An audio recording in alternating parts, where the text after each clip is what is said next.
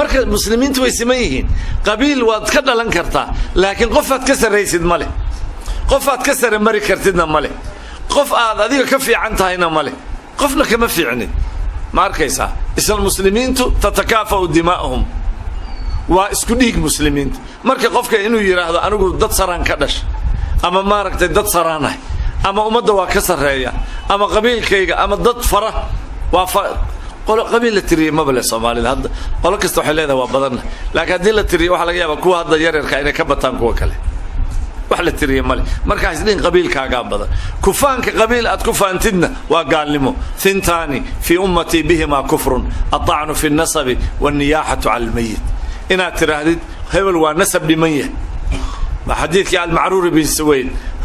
رحمه الله تعالى لقيت أبا ذر بالربذة وعليه حلة وعلى غلامه حلة حديث البخاري بكجرة معرور بن سويد بحليه أبي ذر بالكل ميل الربذة اللي هذا تضبيه طبعا سديد طون ما المدينة أجرته اسكو جوج بقى قعد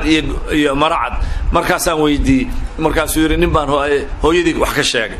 مركز النبي قال له شاقة عيرته بأمه ها إنك امرؤ فيك جاهلية